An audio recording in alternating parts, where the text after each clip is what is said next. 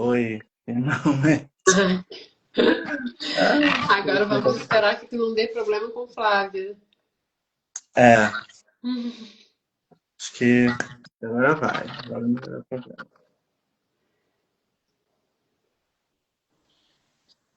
Olá. Uhul! Oi, finalmente. Conseguimos. Apesar das antecedentes, estão me vendo bem? Estão me escutando bem? Sim. Tá. Dando aquela interferênciazinha, né? É, Que eu vou terminar minha fala, eu vou desligar a live, acho que vai ficar menos eco. agora tá bom. Ok. Tá Ok? bom.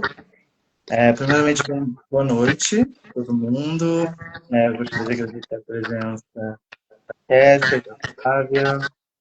E hoje a gente vai iniciar a quarta live do projeto Cinema em Movimento, que é sobre o filme Carne. E o Circuito Universitário é um projeto focado em fomentar a reflexão sobre questões nacionais e históricas presentes no cinema. O projeto é gratuito, produzido pela MPC Filmes, com patrocínio do Instituto CNP Brasil, CNP Seguros, Estácio e realização do MPC Filmes, Ministério da Cultura e Governo Federal. Essa edição propõe debate de 3 filmes e Carne é um deles, o que a gente vai falar hoje. A sinopse, vou ler um pedacinho para vocês. Crua, mal passada ao ponto, passada e bem passada. 5 mulheres compartilham experiências íntimas e pessoais sobre sua relação com o próprio corpo, desde a infância até a terceira idade. E, para este debate, eu tenho a honra de compartilhar a fala com a Kécia, que é psicóloga, mestre em psicologia pela UFMG, e atualmente estuda psicologia feminina pela vertente junguiana. E Flávia Godoy, animadora plena frente, com 12 anos de experiência em filmes de culto e longa-metragem de ficção, documentários, filmes de divulgação científica e filmes comissionados. Não deixei passar nada, perguntei você devidamente. E, Ok. então, gostaria de ouvir de vocês, né, que me dão teste, gostaria que vocês dessem um panorama da vida pessoal, política e profissional de vocês. Aí a fala começa com a Kécia, depois Flávia, sinta à vontade de assumir a fala depois, ok? Boa noite a todos. Primeiramente, gostaria de agradecer a MPC Filmes. Novamente, estou aqui falando um pouquinho, né, a respeito dos filmes. Já fui convidada algumas vezes para falar, inclusive, de outros filmes, mas vou dizer que Carne está ocupando o topo aí de meus preferidos, pelo menos o top 3. Tá ocupando o lugar dele, assim, com muito carinho, porque é um filme que, assim, né, igual da última vez que eu falei pro pessoal que estava em formação, né? É, toda vez que eu vejo o filme, eu vejo alguma coisa diferente e tem algum ponto que passou meio que despercebido, mas enfim, a gente vai falar disso mais para frente. Então, assim, agradecer mesmo pelo convite. A minha trajetória, ela é, né, como o Matheus já apontou, eu sou psicóloga e fiz um mestrado na UFMG. O meu TCC já trabalhava com questões do feminino. Meu TCC, na época da formação, eu fui pesquisar sobre a ausência de professoras negras nas universidades, né? No mestrado, eu pesquisei já pelo outro ângulo, né? A questão de como os alunos, né, e principalmente as alunas, acabou que a pesquisa ficou mais direcionada para mulheres, como alunas negras se sentiam na universidade. E aí estou sendo assim, sempre. Né, eu falo que é meio como se fosse um chamado mesmo de trabalhar com a questão feminina, né? É, porque sempre me pega bastante a questão do feminino, assim. E, inclusive, no próprio consultório, né? No próprio trabalho com atendimento a pacientes e tal, a maioria, a grande maioria das minhas pacientes sempre foi, né? Tem quase 5 anos que eu atendo, e aí a maioria sempre foram mulheres, e grande parte delas mulheres negras, né? Porque acaba que elas vêm até por referência para eu ser negra também, né, e tal. Então tem uma certa identificação. E é isso, eu fui, né, estudando e trabalhando com isso e vendo mesmo a necessidade de aprofundamento nesse tema, porque hoje realmente é o que grita assim para mim, pelo menos pelo que eu consigo ver, né? Eu trabalhei um tempo também atendendo alunos da UFMG, alunos de cotas também, num coletivo chamado Coletivo Ocupação Psicanalítica, que é um coletivo voltado para pessoas negras. Hoje não atendo mais por ele, mas foi um momento importante para mim de conhecer também e de aprimorar é, esse olhar, né, para questões femininas e raciais. Hoje estou mais voltada para questões do feminino, né? Mas é isso. E agora, indo pela vertente junguiana, eu consigo entender muito mais o que acontece histórica e socialmente falando em relação às mulheres. Bom, nossa, é difícil falar de si, eu acho. Bom, a minha ligação com a animação se deu por conta de uma oficina, tanto que até comentei com Deus que eu acho super incrível o projeto, né? Porque para mim a animação veio a partir de uma oficina que eu participei sem querer. Eu fui, na verdade, para fazer, achando que era desenho. Eu trabalhava numa locadora, na época existia locadora. E aí eu soube desse curso de desenho. Eu falei, vou fazer. Eu queria fazer psicologia, na verdade. Não ia fazer animação. E aí eu me apaixonei. É uma oficina organizada pelo Núcleo de Cinema de Campinas, o Maurício e o UOL. E aí eu descobri a animação. Meu Deus, tipo, existe. Eu não tinha ideia alguma, assim, de ver isso como um trabalho, né? De uma possibilidade. E cinema é uma coisa difícil mesmo, né? No Brasil. Acho que em qualquer lugar. Eu acho que no Brasil é uma coisa bem complicada. Então, eu nunca pensei nisso como uma possibilidade, né? Ainda mais porque eu também não tinha recursos para isso, né? E aí eu vi isso como uma possibilidade de conhecer o núcleo, porque eu vi que era um cinema independente, de oficina, a partir de vou fazer o próprio filme e tudo mais, né? E aí eu falei, putz, isso pode ser uma possibilidade para mim. Fui fazer faculdade em São Paulo, só que não terminei porque eu não tinha grana. Tentei até bolsa, mais FIES na época, mas era, enfim, a faculdade era péssima, assim, tinha uma cota para, né? Então eu não consegui. Aí eu falei, bom, vou ter que ir pelas beiradas, né? E aí minha trajetória até por muito tempo, assim, foi trabalhando em empregos que não tinham nada a ver com o que eu queria, para poder bancar a vontade de trabalhar com animação, né? Fazer curso, tentar trabalhos voluntários, ou assim, vai pagar muito pouco, mas vai começar de algum lugar, né? E aí foi quando o único contato que era o núcleo, eles me deram essa oportunidade de trabalhar num filme de longa-metragem com o Maurício Paris. E aí meio que foi minha primeira oportunidade com trabalho mesmo, assim, de animação. E aí eu entendi que, tipo, é isso que eu quero. Mas aí é muito difícil. Eu acho que hoje tá até mais fácil para quem quer começar. Mas na época não tinha faculdade de direito, não tinha tantos cursos como hoje, online, realmente. Então, foi minha primeira experiência com eles, foi minha primeira experiência com animação. E aí meio que foi, o resto foi cara de pau, de mandar e-mail para as pessoas pedir oportunidade, de passar perrengue porque pagavam muito, muito pouco. E é isso, assim, eu acho que o filme da Camila, Carne, foi meio que uma virada de chave. Eu falo para ela que é o filme mais importante da minha vida, assim, porque é como um tema que eu fiquei muito afim de trabalhar. Tem toda uma conexão com todas as mulheres que participaram do filme. Acho que são temas muito importantes. E eu acho que como mulher trabalhando na área de cinema, assim, de animação, foi muito importante também. Porque eu acho que a gente tinha, ainda tem, é bem difícil, uma síndrome de impostor, de achar que não é bom o suficiente. Talvez eu não tenha essa vaga porque eu acho que eu não estou pronta ainda. Vou sempre topar esses trabalhos menores, um trabalho na nossa área tipo, de assistência, porque eu acho que eu não estou pronta. E eu acho que o projeto do Carne fez todas nós crescerem de alguma forma. Tanto profissionalmente quanto pessoalmente, assim, de construir meio que acreditar em si mesmo. Meu trabalho é bom. E com medo. Depois do filme, eu achava que eu falei pra Camila, um pouco tempo atrás, nossa, Camila, eu achei que eu tinha estragado o seu filme.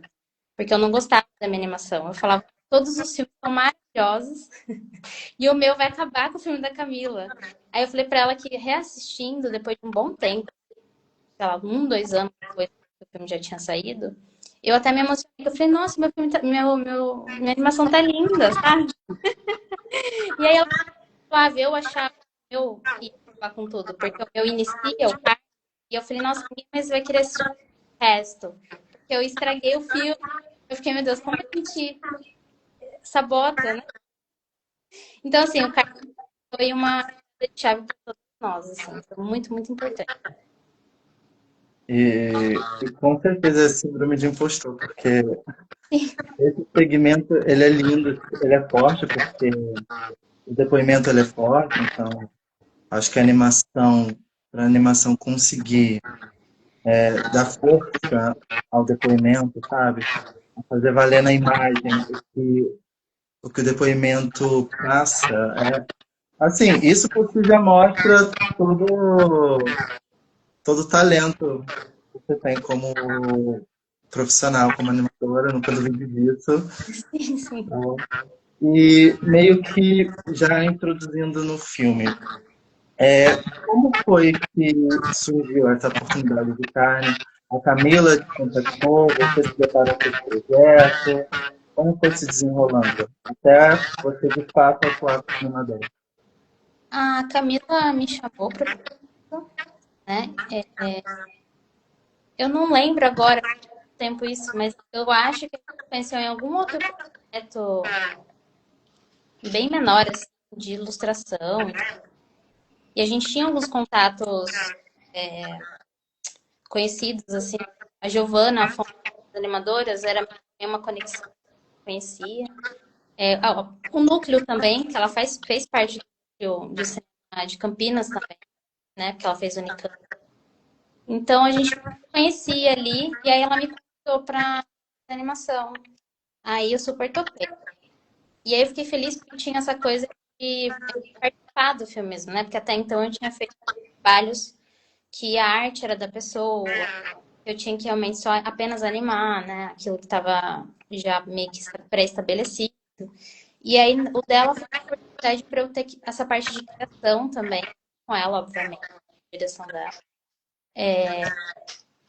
E aí foi incrível, assim, foi tipo, foi corrido, porque obviamente a gente tá sempre com outros trabalhos, né? Eu tô com outros trabalhos. E eu acho que o meu, a Camila, ela ficou muito, muito assim, preocupada com o que ela ia retratar, né? Porque a gente não tem esse lugar de fala, né, de uma mulher trans. Então a gente tinha muito medo de errar na imagem, a gente não quer reforçar a imagem.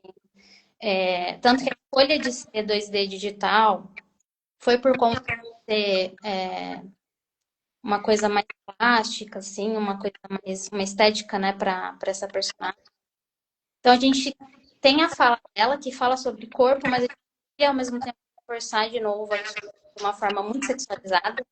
Então eu lembro que foi do meu, né, a animação foi a que mais demorou para a gente conseguir elaborar. Assim. Eu sinto que as outras estavam um pouco mais resolvida para ela e é um pouquinho mais difícil, assim, pra gente falar, não, acho que tá ok de colocar ela, isso não tá legal. E aí, quando eu vi também porque a Camila chegou a passar toda a gravação que ela fez com a Raquel, então eu vi todos os relatos e depois vi os trechos que ela selecionou, né? São trechos muito fortes, né? Mas uma coisa que eu acho muito, muito, muito importante, assim, no filme dela, que é o que eu mais gosto, apesar disso, falar. Eu gosto dessa mensagem que ela põe no filme todo de Atos, é que é uma coisa meio esperançosa, sabe? Não é uma coisa vitimista, no sentido de ela tá ali, mas ela vai viver a vida dela, ela não vai, sabe, ela não vai se rebaixar para situações, ela vai ser um exemplo. Então, o que eu mais gosto é que tem essa coisa que, tipo, você sai emocionada do filme, você sai se sentindo representada do filme, você quer falar sobre aquilo, e ao mesmo tempo é uma coisa positiva, sabe? Você se sente, tipo, nossa, alguém me entende, sabe? Você se sente sozinha ouvindo essa. Eu não sei se eu respondi tudo que eu fui. Respondeu. Acho que, de fato, é um desafio você tentar dar visão a tudo que você escuta, principalmente quando vem de uma perspectiva de não é uma vivência que você atravessa, sabe? Sim, É um corpo de uma mulher trans preta. Isso vem com N número de violências, de vivências.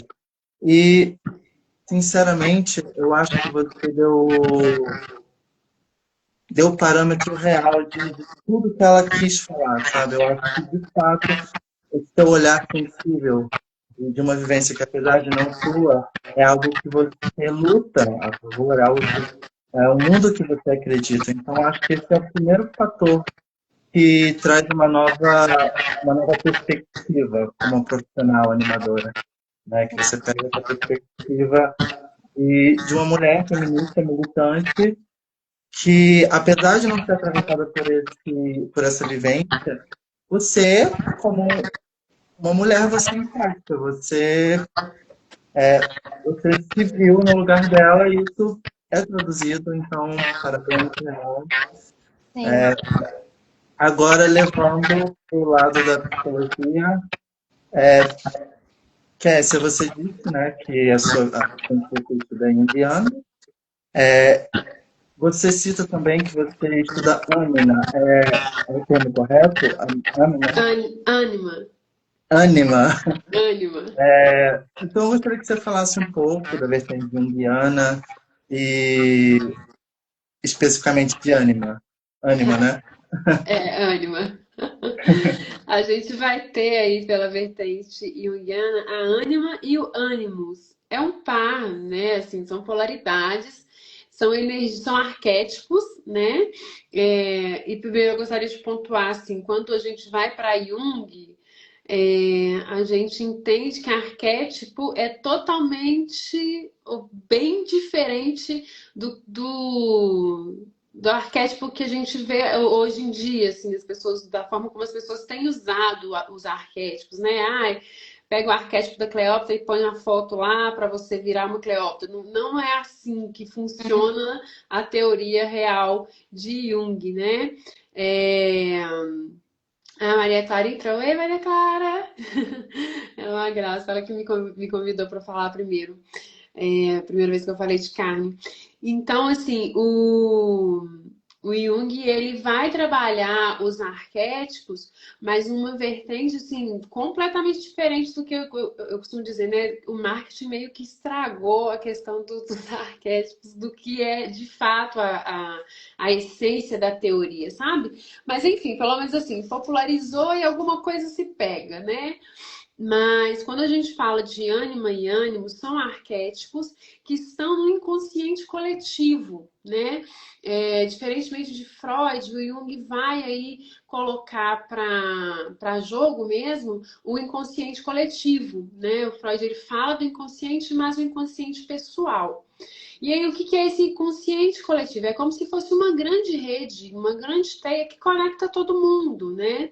E assim, você crescendo numa determinada cultura, numa determinada sociedade, você ainda assim vai ter participação de uma cultura totalmente diferente por causa do inconsciente coletivo. Então, a gente vai ter inúmeros casos, por exemplo, de pessoas que falaram de coisas de culturas que não tem nada a ver com a cultura dela, mas, né, principalmente questões de pacientes psiquiátricos, na época de Jung, né, eu escutava os pacientes e aí a pessoa contava uma história que não tinha nada a ver com a cultura dela, mas quando você ia pesquisar uma culturazinha lá longe, assim, do outro lado do mundo, tinha a ver com aquela história que a pessoa estava contando aqui. E aí, a partir disso que o Jung começa a entender mais sobre essa questão do inconsciente coletivo, né? Então, a ânima e o ânimos, eles estão no inconsciente coletivo, mas também no inconsciente pessoal. E aí a gente vai ter que entender como que funciona isso para cada pessoa, para cada sujeito mesmo, né?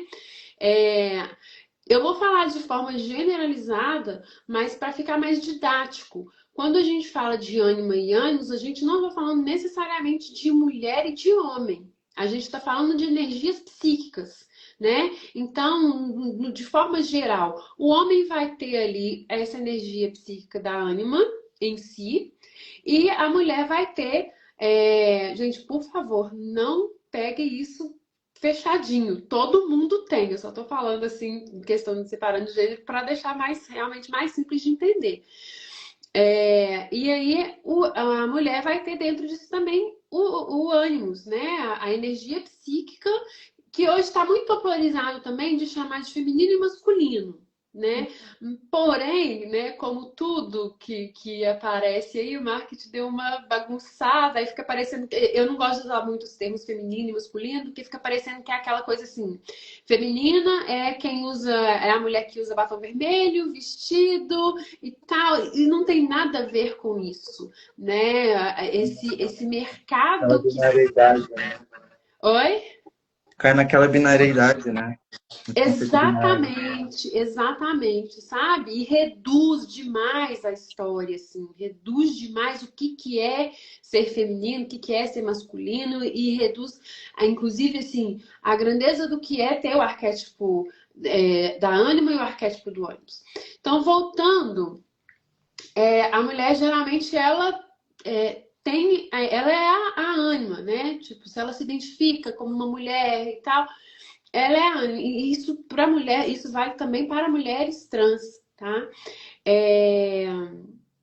E para homens que se identificam mais com o arquétipo da ânima, sabe? Olha como, sabe, assim, se a gente for olhar, dá para abrir esse leque de um jeito que não tem fim, né? Mas aí, voltando, o que acontece? Com o patriarcado, com a história e cultura, né, que foi aí suprimindo a mulher, a ânima foi acabando suprimindo as mulheres e suprimindo, assim, a ânima. Porque o homem começa a rejeitar não só a ânima fora, né, a mulher, porque a gente vai ter aí várias questões que fazem com que esse homem, né, esse ânimos não é bem trabalhado, que não integrou, eu diria até que a gente pode falar de medo. Tem um livro que eu estou lendo agora que fala do medo do feminino. Então, assim, por quê? A ânima, ela é esse arquétipo que vai fazer com que as pessoas tenham mais criatividade, mais intuição. E a intuição não é no ponto místico, é uma intuição de você escutar o seu inconsciente. A ânima, ela é esse arquétipo, essa energia psíquica que vai fazer tanto a mulher quanto o homem, quanto qualquer pessoa, entrar para dentro de si, se conhecer melhor, escutar mais a sua própria voz, né? E aí, como antigamente as mulheres tinham isso mais solto, mais livre, os homens começaram meio que a ter medo disso, né? Porque elas tinham um contato, parecia que era algo do sobrenatural, né? Começa a vir parecendo que é algo do sobrenatural, mas não é. É só a questão do inconsciente. É só a questão de colocar o inconsciente para fora. Então, por isso que a gente acaba aí, né? Vou resumir a história. O homem, com medo da mulher, ele começa a suprimir a ânima tanto fora quanto dentro, né? Só que a ânima suprimida no homem e na mulher também vai fazer com que haja mais rigidez, haja mais violência em ambas as partes, né? Porque o arquétipo da ânima é esse arquétipo de nutrição, de amor mesmo, de cuidado, né? Então, assim, não que o homem não possa ocupar esse lugar, mas quando ele ocupa esse lugar, ele tá usando a energia psíquica dele da ânima, sabe? Então, a gente vai ter aí ao longo da história a supressão da ânima, em contrapartida, como não tá, porque a ideia é integrar os dois, né? Como não tá integrado, o ânimos vai ficar ferido, vai responder, como a gente está vendo aí hoje, né? Uma série de relatos de homens que são imaturos, que querem que a mulher os salve emocionalmente, ou vai para o lado da violência, né? O homem querendo realmente violentar essa mulher fora porque ele não consegue aceitar a ânima que ele tem dentro dele, a sensibilidade, a criatividade, tal, por medo desse desconhecido, né? E também por causa da cultura e da sociedade que fala que um homem mais sensível, por exemplo, um homem que chora, ele é gay, né? Não pode ser sensível, né? Tem que ser aquele cara, às vezes até mesmo carrasco. Às vezes um cara carrasco ele é muito mais bem visto do que um homem que aceita os seus dois lados, né? E trabalha ali com os dois lados. Enfim, eu não me lembro se eu consegui responder a sua pergunta, que eu não lembro mais a pergunta, mas.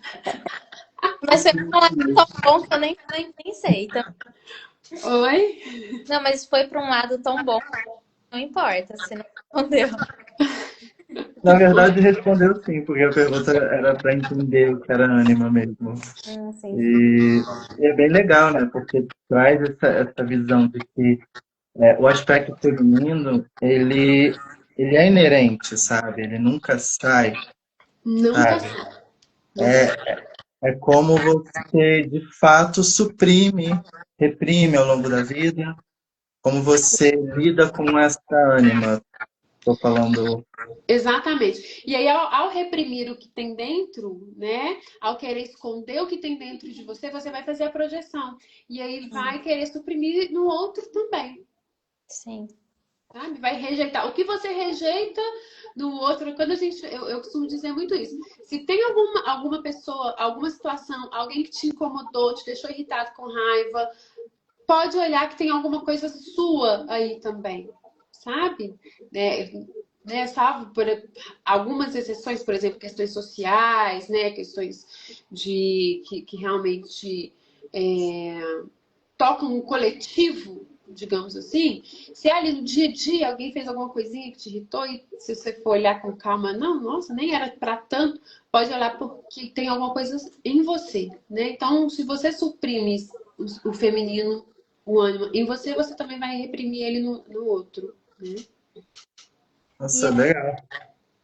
E é triste, assim, você falando sobre isso, eu tô pensando que é muito triste que são milhares de homens que não desfrutam de uma liberdade, porque assim, é óbvio que, né, eu sou feminista, mas assim, é uma coisa que está tudo relacionado. Porque se estão sendo violentadas, né, por esses homens, e é isso, como você disse, né, homens que escolhem a violência porque, na maior parte das vezes, provavelmente, tem esse ânima reprimido, né? Sim. Não consegue performar essa atividade de forma natural, de forma em paz, assim, com Sim. isso, porque tem essa correlação que também é absurdo, isso é negativo, né? Não só é negativo você ser feminino, né? Sim. Não só eu isso quer dizer que mas tudo que é do feminino parece muito ruim para quem tem essa cabeça, né? Tem que ser muito feminino, tudo. Exatamente. Perde-se tanta oportunidade de felicidade mesmo, de experimentar coisas boas e coisas assim que eu acho que não são nada demais, assim, de você, sei lá, tocar um instrumento, é visto como feminino, de fazer um esporte. Esses dias eu vi o pessoal falando, um menininho novo, assim, criança, falando, recebendo vários hates porque joga vôlei. E, sabe, eu fico assim, meu Deus, o mundo vai parar, sabe? Tipo, é um esporte. Por que isso é visto como negativo só porque é feminino, sabe? Exatamente. Muito. E assim, se a gente for olhar o quanto que isso prejudica as pessoas, a gente vai entrar numa conversa sem fim mesmo, porque não prejudica só pessoalmente falando, sabe? Prejudica o coletivo mesmo, né? As pessoas, elas começam a fazer uma série de julgamentos externos, sem entender mesmo como que funciona o seu inconsciente. Eu abro a minha fala, quando eu fui convidada a primeira vez para falar sobre o Carne, eu abro a minha fala falando assim, do tanto que é importante fazer terapia, sabe? É óbvio, eu sei, não dá para todo mundo fazer, infelizmente, né? Se a gente for olhar questões sociais, culturais,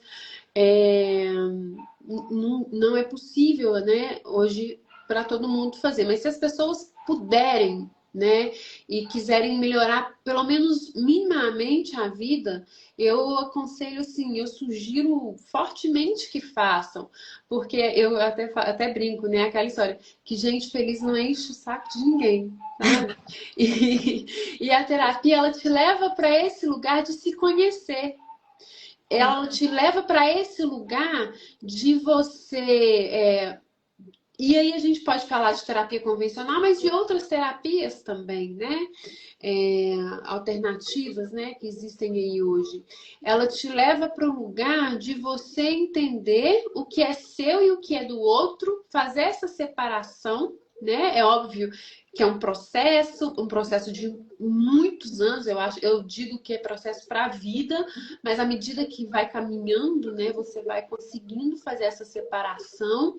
E aí, quando você percebe o quanto que tem do outro em você, o quanto que você quer responder ao outro, às vezes para ser aceito, para ser pertencente, para não ser rejeitado, quando você começa a abrir mão disso, você vai se encontrando, você vai encontrando o que faz sentido para você, né? E é libertador.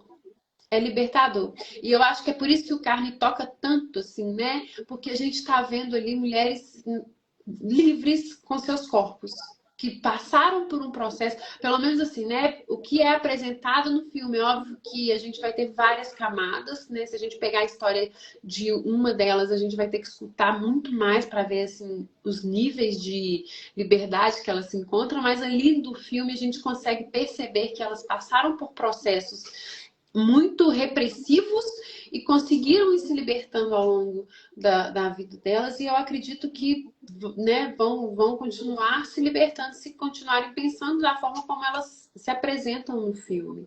Então, assim, e aí isso vale tanto para o homem quanto para a mulher, mas para a mulher em especial por causa da sociedade em que a gente vive, né? Por causa da cultura que é colocada sobre as mulheres. Não só, né, no Brasil tem alguns agravantes sérios, mas mundialmente falando, que é a questão do inconsciente coletivo, né? Sim. Inclusive é interessante, porque eu gostaria, inclusive, de saber de você como esse filme tocou, né? Flávia, por exemplo, quando você viu o produto final, quando você viu o curso todo, é, não tem como falar de Carne sem deixar que as mulheres falem por si, sabe? Porque são aspectos que são inerentes da vivência feminina, da infância até, até a terceira idade, até a velhice, sabe? E como esse filme atravessou nesse aspecto? Qual segmento falou mais com o momento atual da vida de vocês? Aí eu passo a fala para a Flávia e depois você cai essa emenda, por gentileza. Nossa, eu acho que todos eles, assim, me tocaram, mesmo o episódio que eu fiz, né? Porque, como mesmo você me falou, eu me coloco no lugar de querer pensar isso, saber sobre isso, discutir sobre isso, né? Mesmo que não me toque, que seja eu que esteja passando por aquela situação, isso me importa, né? Então, mas é engraçado, eu não tô nessa fase, não tem nada nesse momento a ver comigo, mas eu acho que o que mais me tocou foi o que fala sobre a velhice. É um tema que, para mim, não sei porquê, me toca demais, né? Eu não sei se é porque eu gosto muito do meu trabalho e eu fico pensando, nossa, eu sempre penso, como que vai ser minha vida? Será que eu ainda vou estar do ponto de fazer o que eu quero fazer? Será que... eu acho que é óbvio, né? Para Helena, pega mais porque ela tem essa relação da mídia, né? E, obviamente, para ela é uma outra relação. Eu acho que é uma relação até de lidar. É esperado de coisas, né? Eu, como estou atrás de dores, acho que não tem tanta essa pressão. Eu tenho uma pressão, eu acho que ela menciona, né? A coisa de que a sua cabeça ainda tá ali, mas o seu corpo tá assim, em outro ritmo, né? Eu conheço mulheres velhas que estão assim, com desejo de fazer, criar, de viver várias coisas ainda, mas o corpo tá lá atrás, sabe? O corpo tá lento, só que a cabeça tá voando, tá? Várias ideias, com várias vontades. Então, eu acho que esse foi o que mais me pegou, assim. E, nossa, eu quero chegar bem, eu quero dar conta. E a frase final dela, assim, eu assisto, eu choro, né? Eu espero que o corpo, que eu consiga ainda, né? Enquanto o corpo deixar fazer o que eu quero fazer, né? Então, essa relação com o corpo, dele ser até um pouco prazo para você, né? Que você tá com a mente querendo fazer tanta coisa, e o seu corpo já deixa fazer tudo o que você quer. Eu acho que a gente chega nessa fase com tanta coisa já, com tanta bagagem, com tanta. Né, para ser o que para você estar com inteligência, uma vivência, uma experiência assim, você já sabe o que você quer. Então, acho que deve ser super difícil, sabe? Você ter que aceitar que algumas coisas não vão acontecer, talvez, assim. Vai ter que ser outro ritmo, né? Esse acho que foi o que mais me tocou, assim, no filme. E não sei qual, eu não acredito em coincidência, para mim é sincronicidade. Eu que falo de sincronicidades, né? Para mim também. A que mais pega é a última. Eu não vou, assim, gente, eu tô meio ruim com nomes, acho que é Helena, né? Isso, E por motivos muito parecidos com os que a Flávia traz, assim, né? Não tô nessa fase, né? Ainda demora um pouquinho, entre aspas, né? Porque o tempo voa. Mas eu acho, assim, que o que me toca é... E realmente me toca a ponto de me emocionar, assim, de pensar o quanto que a mulher, quando ela envelhece, ela perde o seu valor para a sociedade, sim. sabe? E aí tem essa coisa, né? A cabeça tá funcionando, a cabeça tá lá criando, né? Quer dar ânimo a isso, né? Então, quando a mulher tá em paz com a sua ânima, ela vai ser muito criativa, ela vai ser, vai querer pôr isso para fora, vai querer trabalhar isso no mundo. E assim, tem o corpo que limita, mas tem o olhar da sociedade, tem a falta de oportunidade, muitas vezes, que essa mulher vai enfrentar, né?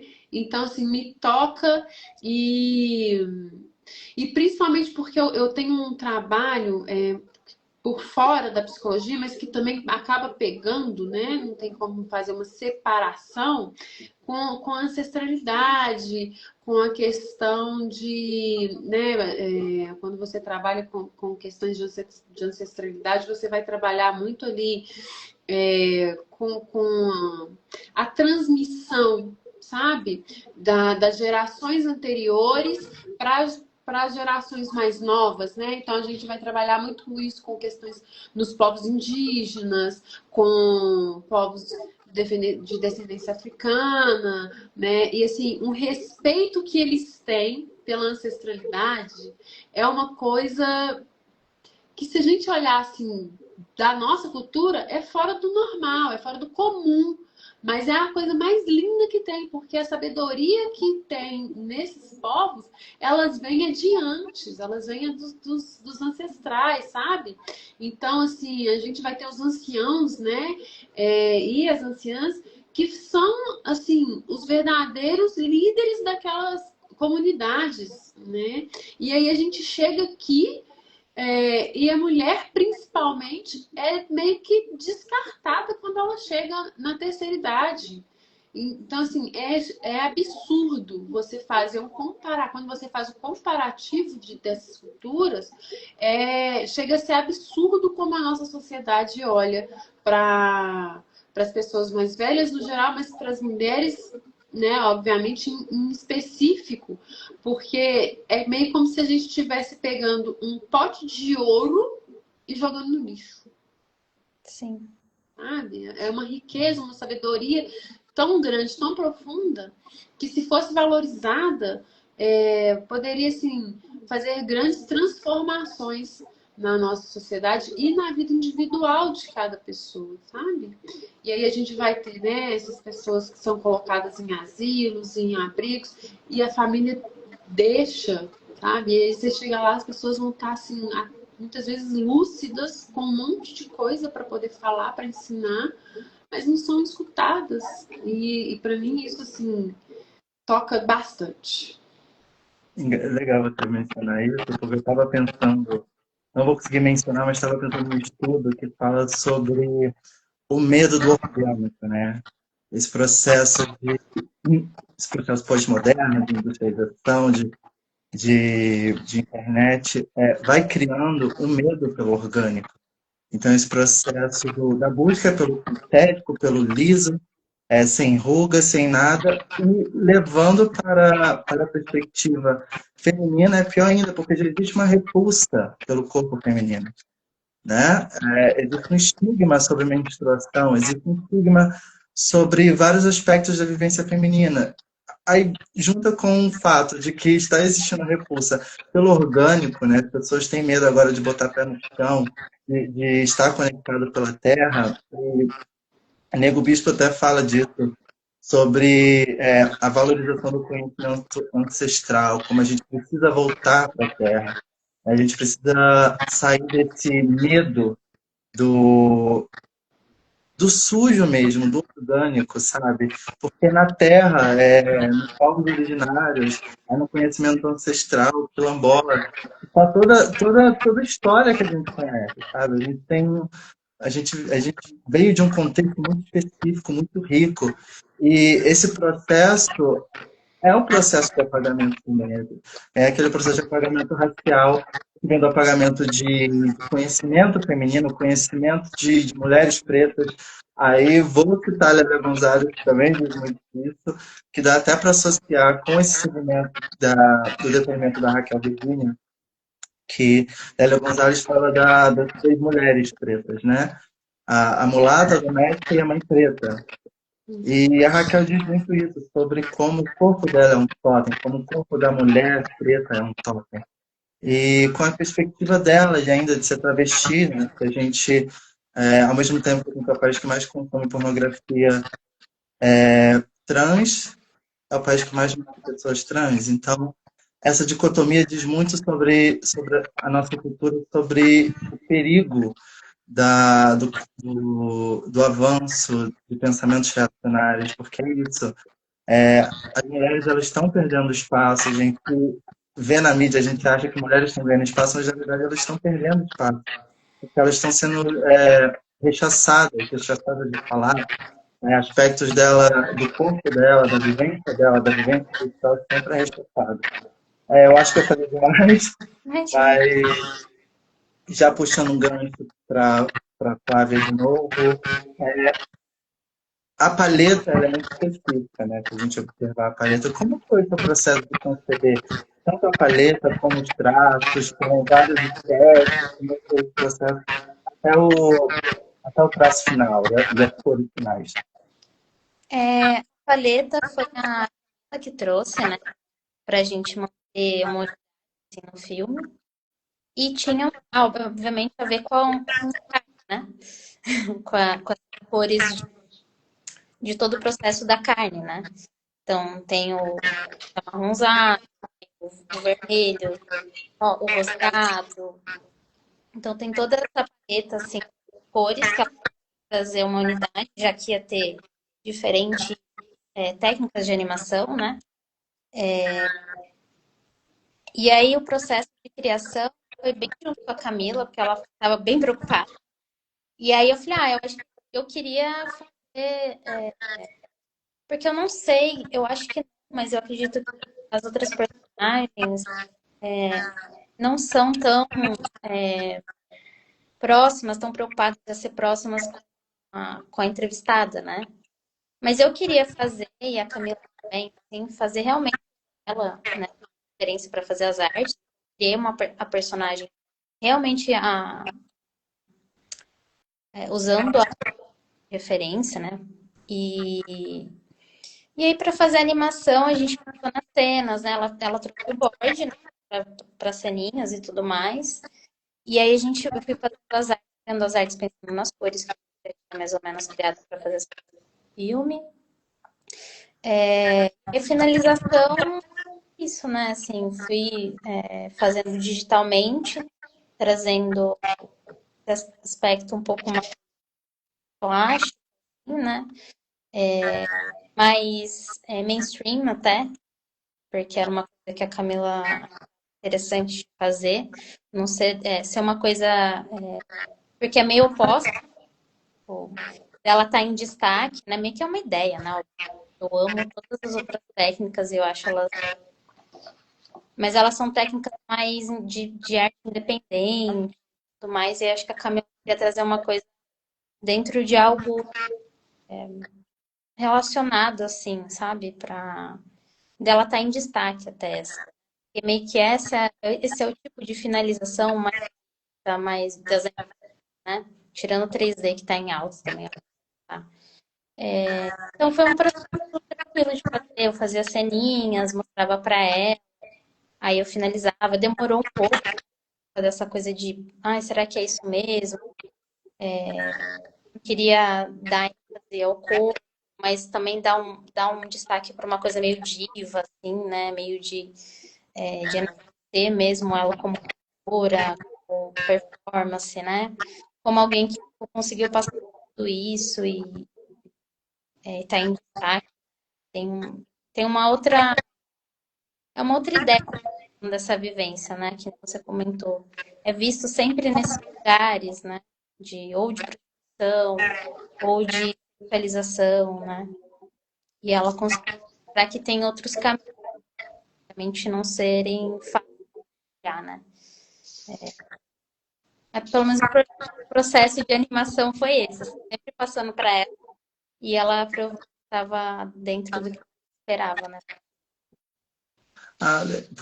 Legal, eu lembro, a Camila já participou de algumas lives, e ela sempre falou desse processo participativo, Sim, sabe? De conversar, de consultar, de confiar em todas as animadoras, sabe? Eu acho que ele é traduzido no filme de forma que todos os traços, todas as técnicas usadas, elas realmente acho que fazem valer, sabe, todos os depoimentos. Isso, na minha opinião, né, não participei do processo, mas eu acho que se dá muito pelo compartilhamento de experiências, tanto profissionais quanto pessoais, assim, no processo de criação. Então, você mencionando isso, acho que dá outra dimensão, porque a Camila já falou também. Foi bem sim. bacana. A gente tinha reunião para discutir as cenas e fazia sentido como que ia ser feito, sei lá, movimento de corpo, como que ia ser a cena. Então, foi tudo bem junto, né? Até porque a Camila, né, obviamente ela estava super ficar bacana e tudo mais, então a gente sempre tinha passo a passo os calls para a minha ficar do jeito que ela queria também. Mas ela deu muito espaço para criar, para intervir, para comentar, sabe, dar opinião. Eu achava que poderia ficar legal. E acho que as outras meninas também. É que a gente acabou trabalhando tudo remoto, infelizmente. Sim. Mas foi bem bacana. Mas foi legal, acho que no final, né, pela direção do Camila, existe uma coesão, sabe? No final, tudo casa, até as transições, sabe? Tudo é fluido. Isso é bem legal e só reforça isso, né, da participação colaborativa. Total. Agora, Kétia, Eu, pesquisando, eu encontrei a simbologia da alquimia, né? Aí eu queria te perguntar, Jung traz a simbologia da alquimia para explicar a transformação da alma. O filme estrutura o processo do corpo feminino a partir dos pontos da carne. Sobre esse olhar do filme e o olhar da alquimia de Jung, podemos de alguma forma associar esse cozimento, que é o processo do filme, a esse processo de individuação de Jung? E por individuação, eu gostaria também que você explicasse para as pessoas tanto a alquimia quanto a individuação relacionando ao tema do filme. Tá. É interessante essa sua conexão, né, das fases do filme com o processo de alquimia, que é individuação. Vou tentar. Não tinha pensado por esse ano ainda não. Mas vamos lá, vamos ver o que sai, né? É, o que é o processo de individuação? É exatamente esse processo, gente, resumindo, muito resumido. É exatamente esse processo que eu disse de você é, se libertar, porque a gente cresce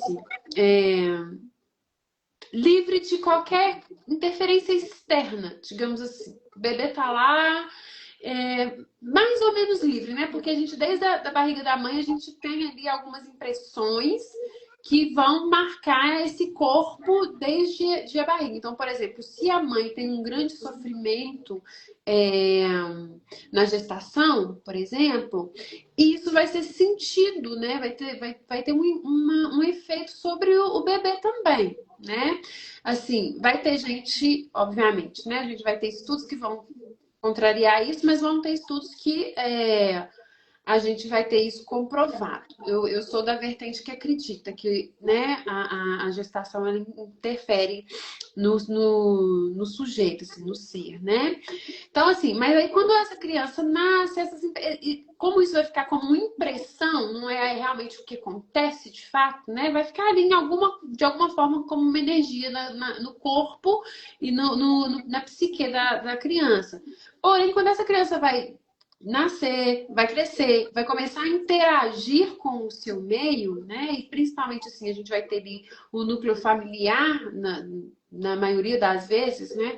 O núcleo familiar como o primeiro contato social que essa criança vai ter, ela vai sendo meio que preenchida com um monte de coisas. Imagina assim, tem um desenho que eu gosto, uma analogia que eu gosto muito, que é você nasce com uma folha em branco, todo mundo que passa pela sua vida passa um risco e aí você vai se tornando aquela pessoa cheia de riscos, digamos assim. Porque cada mundo que passa vai te dando alguma coisa, vai deixando alguma marca, né? E aí essa criança ela vai crescendo, vai tendo as impressões dela enquanto criança, né? Por exemplo, se o bebê chora e a mãe demora para atender, às vezes a mãe tá ali fazendo alguma coisa, tomando um banho e tal, mas para a criança, a impressão que fica não é que é isso que está acontecendo, mas a impressão que fica é que ela foi abandonada. Por causa da demora que a mãe teve para responder ao choro dela e ela tava com fome, sei lá o quê. E aí ela fica com essa impressão. Isso vai ficar registrado, sabe? E aí ao longo da vida a gente vai tendo vários outros registros. Só que enquanto você é criança, o registro vai vir de acordo com a sua capacidade de interpretação daquilo. Só que o ser humano ele vai ter o cérebro dele sendo formado até os 21 anos de idade. Mas imagina, na primeira infância, na segunda, na adolescência, a visão vai ser muito mais limitada, né? Porque a criança não vai ter a ideia do que está acontecendo ao todo, assim. Então, ela vai.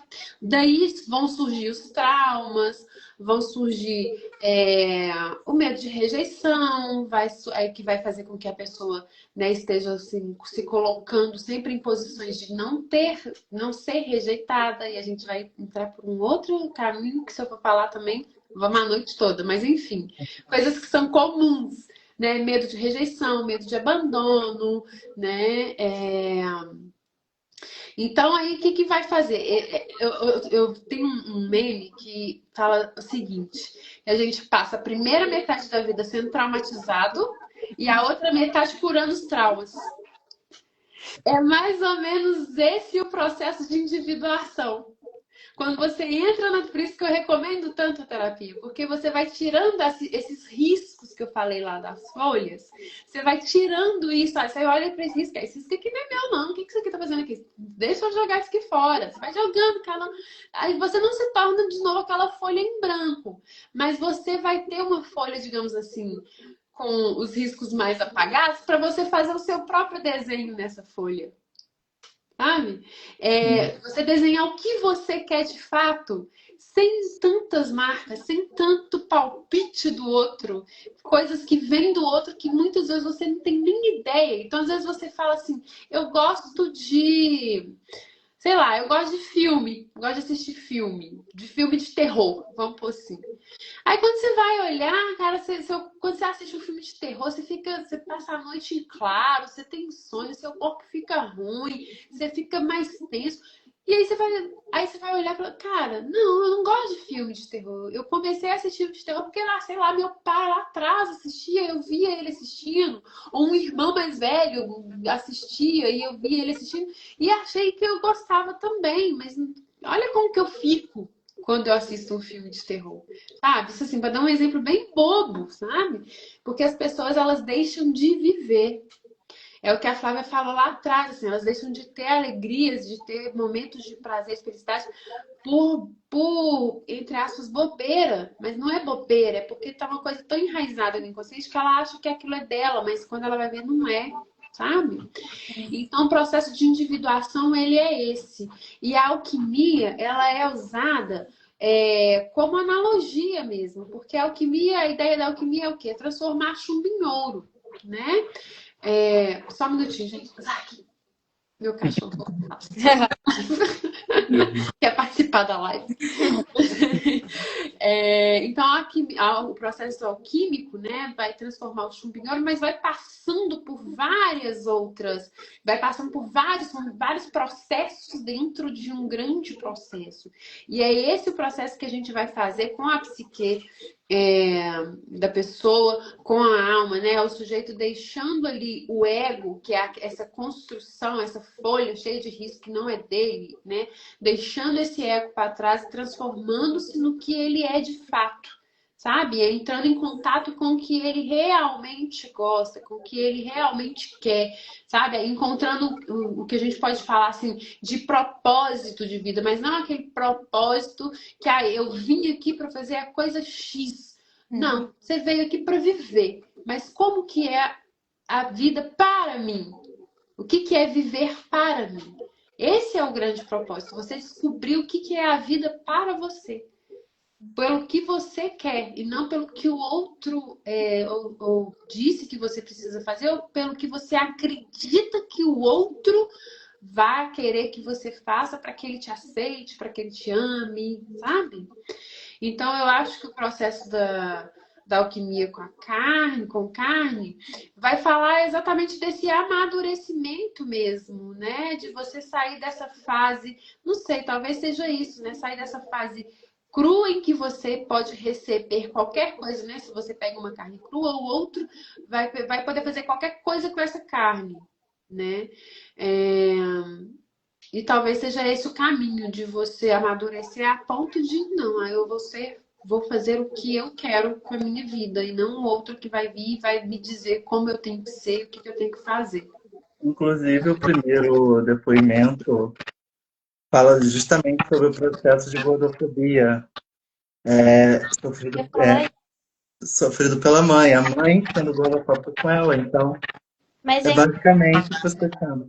Mas a fala pensando agora, ela passa por todas os comentários, todas as mulheres no card, todas elas têm um movimento externo falando para ela não ser o que ela quer, né?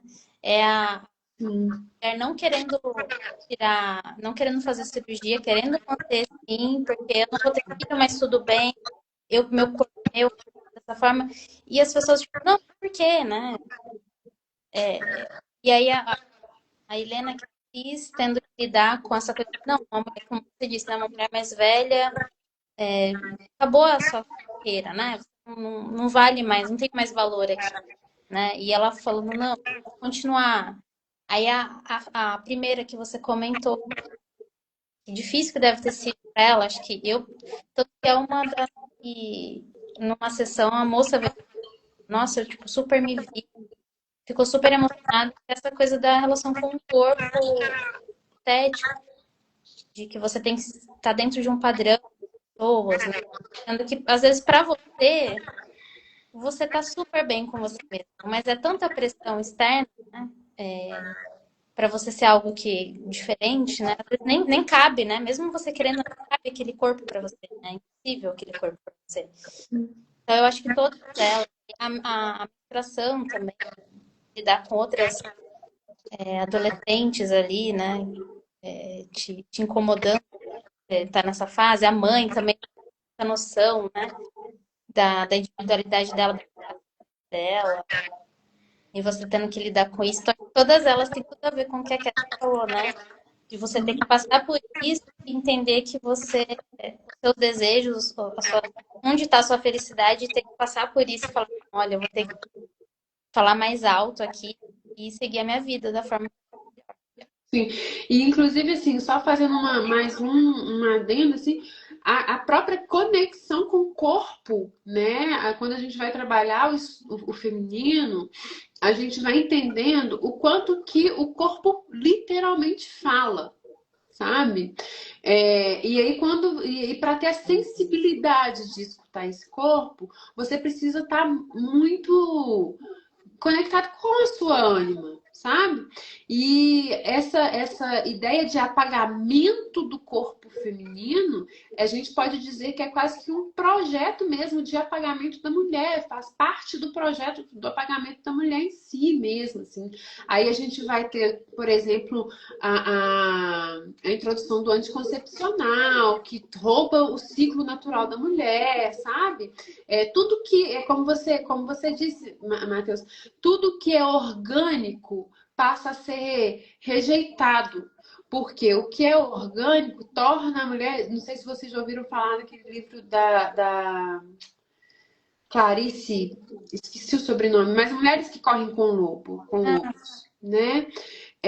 Vai falar dessa mulher selvagem, que não é essa mulher que vai pra mata descabelada e pelada e correndo. Pode ser também, mas só que tá falando dessa mulher selvagem, é essa mulher que tá em conexão com o próprio corpo, que quando ela chega, por exemplo, num lugar e ela não se sente bem naquele lugar, ela vai embora. Ela não se obriga a ficar ali, porque o corpo dela tá dizendo para ela: esse lugar não é legal para você. Essa relação não está mais. Quando ela chega perto de alguém, começa a conversar e não se sente bem, a cabeça dói, alguma coisa acontece, sabe? Ela tá vendo um filme e aquela cena do filme toca ela sente alguma coisa no seu corpo, ela vai olhar para dentro dela e falar: por que que essa cena me tocou? O que que eu estava pensando aqui nesse momento? Então, assim, a gente parte para uma conexão com o corpo que vai fazer com que essa pessoa olhe para cada vez mais para dentro de si, se libertando dos pesos e dos fardos que vêm de fora, né? Então, essa mulher selvagem é essa mulher que consegue se conectar consigo e resolver as próprias questões dela, né? Seja por que meio for. Então, o apagamento do corpo feminino não é um apagamento só por questões estéticas, sabe? Tem algo muito mais profundo nisso daí. Porque se a mulher, tipo, quer mudar o corpo inteiro, é porque ela não está conectada com esse corpo. Sim. Não que seja proibido, mas assim, é importante se perguntar por quê. Antes de ir lá e fazer um monte de procedimento estético. Por que eu estou querendo mudar tanto o meu corpo? E isso vale para o homem também, né?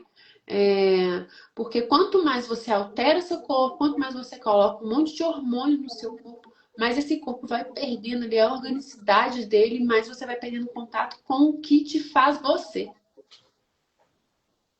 Nossa, tô... A gente fazendo terapia de graça aqui, né, Matheus? Até me perdi que eu tava viajando. Tô aprendendo muito.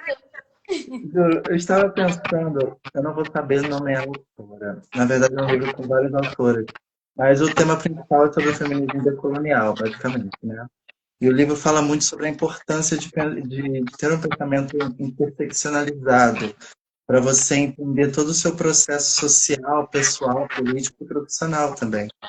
E já encerrando, porque a hora voa nem vi voando, mas como vocês entendem a importância de olhar mesmo, ter essa perspectiva interseccionalizada de gênero, raça, sexualidade, no processo tanto pessoal quanto profissional de vocês duas? Aí a fala vocês assumem, por gentileza. Vai, que é essa. Para mim é fundamental, pelo que eu disse lá atrás, assim, do inconsciente coletivo, né, que afeta o inconsciente pessoal de cada pessoa. Quando você vai atender uma paciente, você vai escutar a história dela. Porque, por exemplo, três pacientes negras podem sofrer racismo, inclusive assim, com cenas muito parecidas. Mas para cada uma aquela cena vai bater de um jeito, sabe? Pode violentar todas três, mas a violência, o tipo de violência, onde que aquela violência tocou, qual ponto da história dela pegou, vai ser único para cada uma. Então, assim, eu preciso ter esse olhar social, eu preciso ter esse olhar cultural, coletivo mesmo, para entender como isso pega a história do sujeito, da pessoa, do indivíduo que está ali na minha frente. Então, se eu não tiver esse olhar, porque assim, por exemplo, a gente vai ter inúmeros casos de pessoas negras, por exemplo, que chegaram no consultório e falaram de algum ponto, de alguma cena de racismo e o psicólogo virou e falou, não, mas isso é coisa da sua cabeça. Sabe? A gente vai ter inúmeros casos de mulheres que sofreram algum tipo de violência, e, independente da cor, vai chegar no consultório, o psicólogo virou e falou assim: mas será que foi assim mesmo, do jeito que você está relatando? Será que não foi uma coisa que você percebeu diferente do que foi de fato? E isso é o que? É uma violência em cima da violência. Sabe? O profissional que devia estar acolhendo está violentando de novo aquela pessoa. Então, se ele não tiver esse olhar, né, eu falo assim, por mim e por todos que trabalham com escuta, que trabalham com o outro assim, de forma tão pessoal, tão íntima, né, que é um trabalho de muita confiança. A pessoa chega para mim para contar a vida dela, para contar coisas que ela muitas vezes não conta para ninguém, coisas que ela não contava nem para ela mesma, né? E quando a gente assusta, ela tá lá falando daquilo. E aí eu, como profissional, se eu não tiver esse olhar e essa escuta, eu vou violentar de novo essa pessoa, eu vou talvez causar um outro trauma nessa pessoa. Então, assim, são vidas, sabe? E eu preciso olhar para elas como vidas. Então, acho que é isso, né? A resposta eu respondi. Respondeu sim. É você, Fábio. De novo, porque naquela viajando com ela. É sobre a importância de pensar ter uma perspectiva interseccional, tanto no processo de produção pessoal, política, social, quanto no processo profissional. Como é que a interseccionalidade age tanto na sua vida quanto na sua carreira, sabe? Basicamente isso. Assim, ouvindo ela falar, que acho que ela falou bastante da experiência dela no trabalho, né? Eu sinto que esses assuntos me pegam muito. Então, sempre que eu posso, eu gosto de trabalhar com esses assuntos, né? E eu sinto que eu quero poder compartilhar, eu quero que as pessoas saibam sobre os temas, para poder virar debate, para poder discutir sobre isso, né? Trazer à luz as questões que são meio tabu, que ainda são tabu. Eu, eu, eu fiz depois do Carne, depois de um tempo, eu trabalhei num projeto. Então, acabou aparecendo vários projetos que tinham muito a ver com carne, né? Teve o Ana Parideira, de Flores. Agora é Ana Parideira, mas era Flores, que é de uma roteirista que o filme fala sobre uma mulher que, né, não consegue ter filhos, e aí ela vê outras formas de beleza, assim, de criação, né? Então ela tem essa coisa mais subjetiva, né? Com relação à plantação, flores, com o cultivo, com a terra, tem a ver também com vida, né? E essa coisa de que a mulher não é só ser mãe, né? Mas pode ser também uma coisa importante da sua vida. Aí teve um outro que eu participei do aborto, né? De aborto para mulheres, nesse caso, mulheres já mais velhas, que não queriam, né, acontecer, queriam ter, ou casos até de bebês que não, já estava, assim, não tinha mais o que fazer, o bebê não estava, eu ia morrer no parto, e ela já queria, então ela teve um processo gigantesco de luto, assim, porque não era permitido para ela. Né? Então, assim, ela sofreu várias violências do não entendimento de como que é difícil, né? Não é porque ela quer abortar que é uma coisa fácil, né? E aí, como eu acho que cada pessoa vai ver isso de uma forma, vai olhar isso de uma forma, né? Então, assim, eu vejo assim, a minha vontade muito é de poder compartilhar histórias.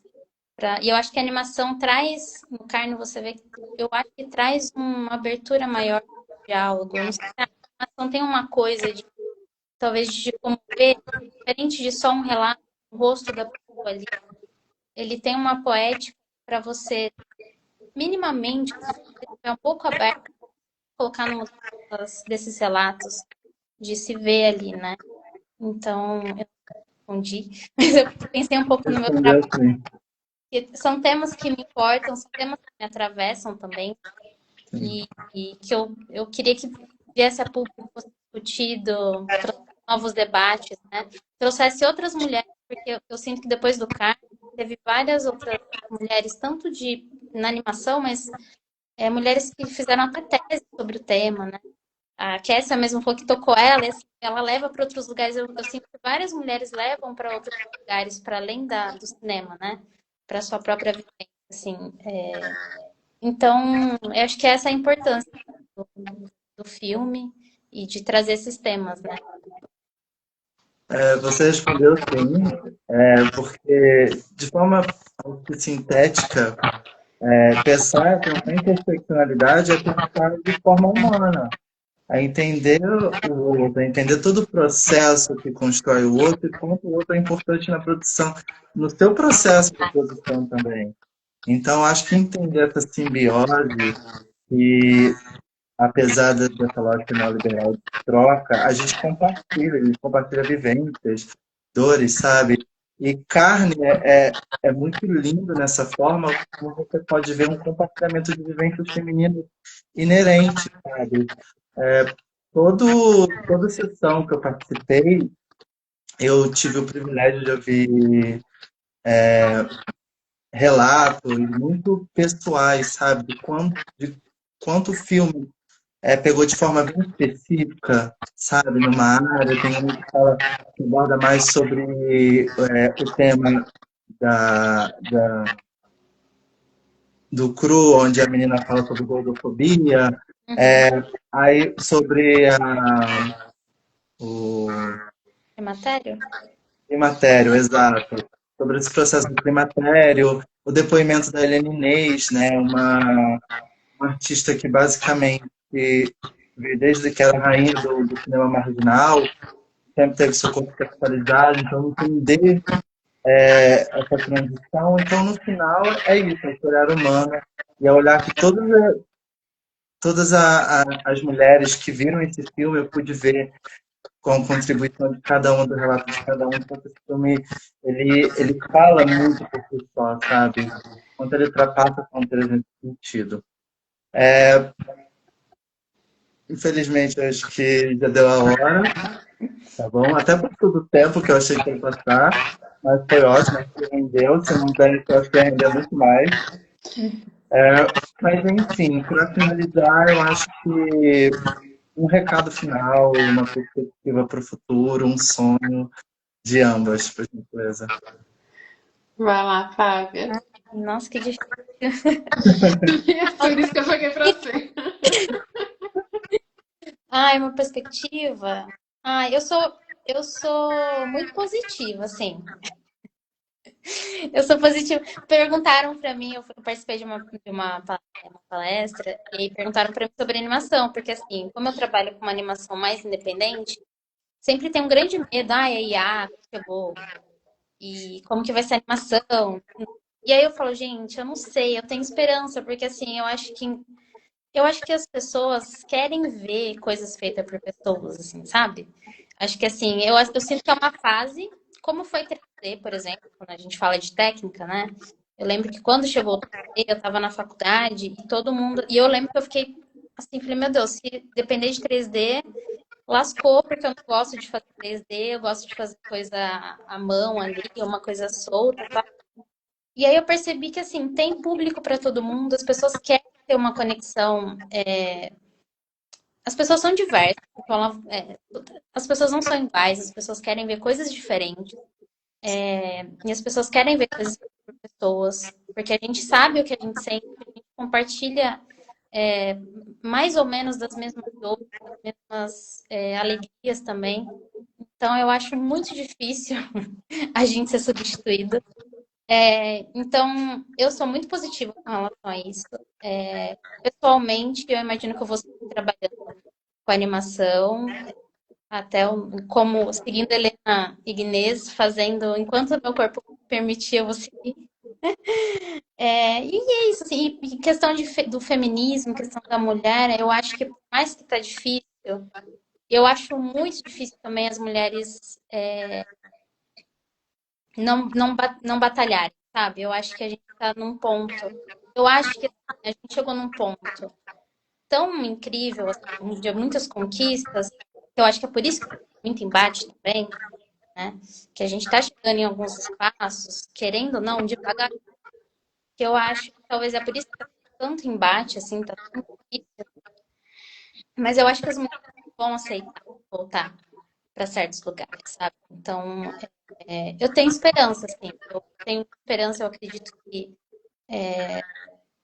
a gente não vai aceitar esse tipo de coisa. Eu acho que sempre é difícil, eu acho que nunca tá certo, nunca tá ganho o jogo, a gente tem que sempre estar esperto. É um saco isso, sabe? É muito. Essa é a única coisa ruim. Eu queria muito que não fosse tão difícil. Eu queria muito que a gente não.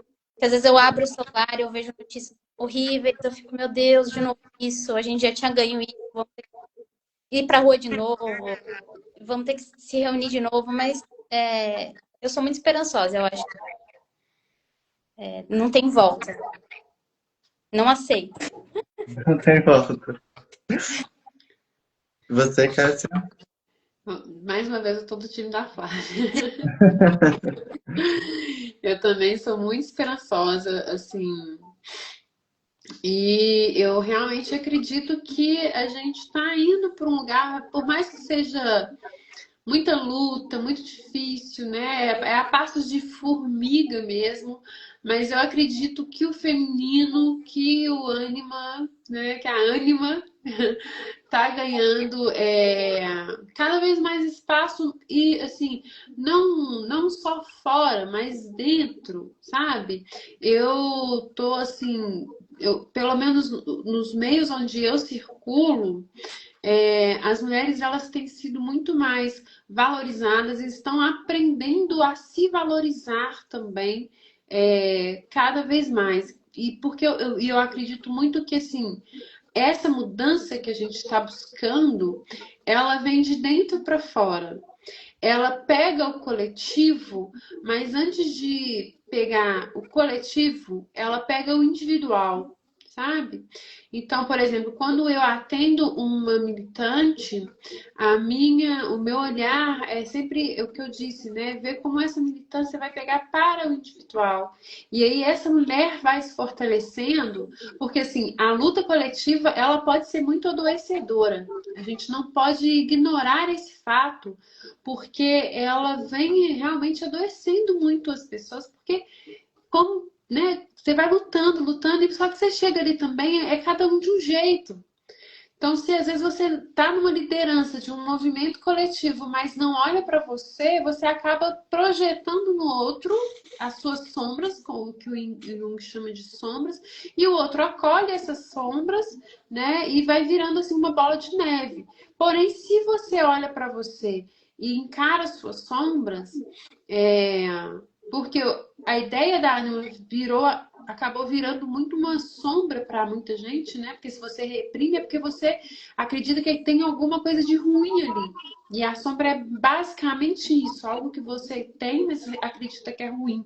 E esse processo é o processo de individuação que a gente fala, né? Integrar feminino, masculino, ânima e ânimos, mas também integrar sombra com luz, digamos assim. Sua parte boa com sua parte ruim, entender que tudo faz parte de você.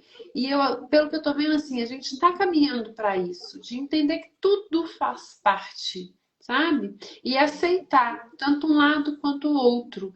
E cuidar de si para que você possa se colocar no mundo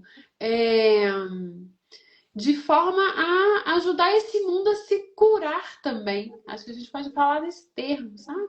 E o movimento que eu tenho visto é de muita gente, obviamente, estamos longe de ter uma massa grande fazendo esse movimento, mas está acontecendo. Aos poucos, esse movimento de cura, de se libertar desse ego, né, e partir ao encontro do self, né, que é o si mesmo, que o Jung fala, ele está acontecendo. Eu vejo muito isso, assim, e eu acredito que vai acontecer cada vez mais, assim, as pessoas vão realmente percebendo que o caminho é para dentro e não para fora, sabe? Quando você faz um caminho para dentro, você consegue se colocar no mundo e você consegue ir para fora e projetar isso para fora, afetando quem está ao seu redor de forma positiva. Nossa. Eu acho que eu poderia escutar mais 1 hora de vocês dois falando. Mas muito obrigado mesmo por terem topado, muito obrigado por terem compartilhado, né? Você fala disso, que o Rio a flui, então o Rio não tem o Rio, a produção de só, então muito obrigado vocês por terem compartilhado com a experiência e com a fala, a perspectiva de vocês. E é isso, para quem está assistindo a gente, vamos ter mais 2 lives essa semana, as 2 últimas, infelizmente também. E no perfil da MPC você vai saber mais sobre essas 2 lives que vão acontecer, na quarta e na sexta. E mais uma vez, muito obrigado, Flávia, Kécia. Obrigada a vocês. Bom que você para a gente. Flávia, parabéns pelo seu trabalho. Eu amo a parte que você fez. Obrigada. Parabéns pelo trabalho das 2. E uma boa semana para vocês. Boa Tchau, tchau. Para vocês também. Obrigada. Tchau, tchau, gente. Tchau, tchau.